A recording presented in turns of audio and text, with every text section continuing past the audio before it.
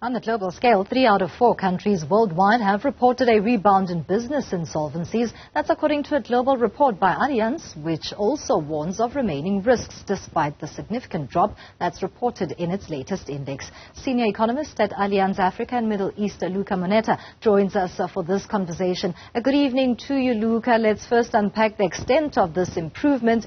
To what is it attributed to? Yeah, good afternoon.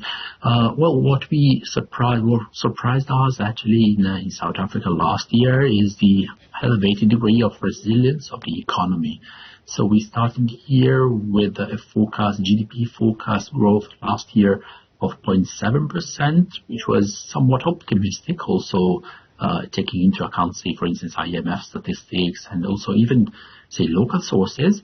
And they maintained that actually, and were positively surprised by the fact that actually the economy grew slightly more than that against the backdrop of, say, load shedding, of poor, say, logistics when it comes to, say, rail networks particularly, or also ports, some kind of degree of, say, noise related to the election this year. And so such dynamics ultimately actually ended up with, say, again, posting a higher degree of resilience, and firms were probably somewhat equipped for to counter the effects of these challenges.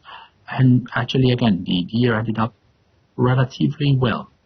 We'll take relatively well because resilience is what has been the tone of the current economic climate as well as activity, Luca. But let's also talk about the risk factors that remain within the domestic economy that are likely to throw a spanner in the works.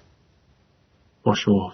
Business interruption remains one of the main concerns also of our clients and in general of executives in the country, as it is for Africa in general. But this is particularly valid for South Africa, given the sophisticated nature of trade, of industries, and also the overall overarching effects that this has on the overall economic environment.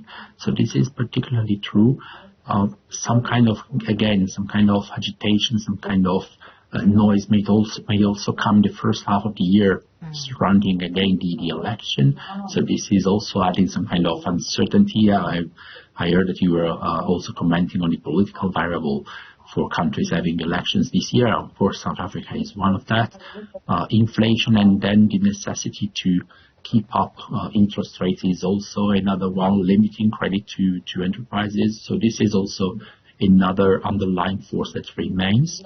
Of course, we expect in H2, so in the second half of the year, some more, say, positive developments in all these fields that could also, again, help insolvency stabilize to a lower level. Yeah. Is there a case for sustainable growth at this level, even as we saw how marginal the 0.1% expansion in GDP came in on the local front? How do we then try to get a near-term outlook in terms of businesses surviving the current environment?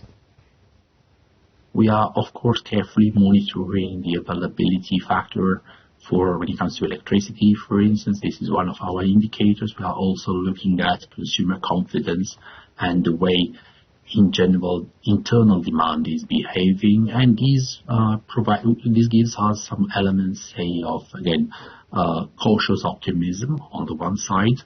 We haven't changed our forecast for 2024, which remains at around 1.4% expansion of GDP, which is slightly less than what the IMF, for instance, says, but remains, I'd say, somewhat solid and doesn't preclude, say, any further improvement when it comes to, again, abating the insolvency rate.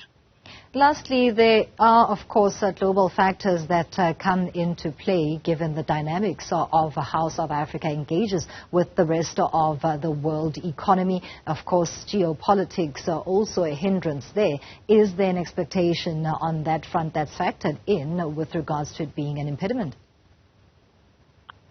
Well, of course, the geopolitical variable remains. Also, the ability, I would say, to intercept additional flows given, say, Red Sea tensions has proven, say, difficult particularly for South Africa, particularly for the situation at ports and surrounding, say, logistics.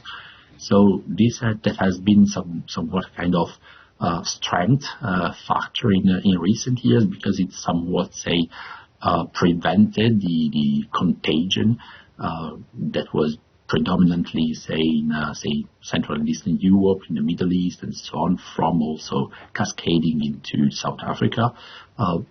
On the other side, now we are seeing again some difficulties in intercepting and in taking full advantage, actually, of rerouting, for instance, of trade flows, of entering, say, global value chains, and also entering this whole, say, nearshoring and reconfiguration of supply chain on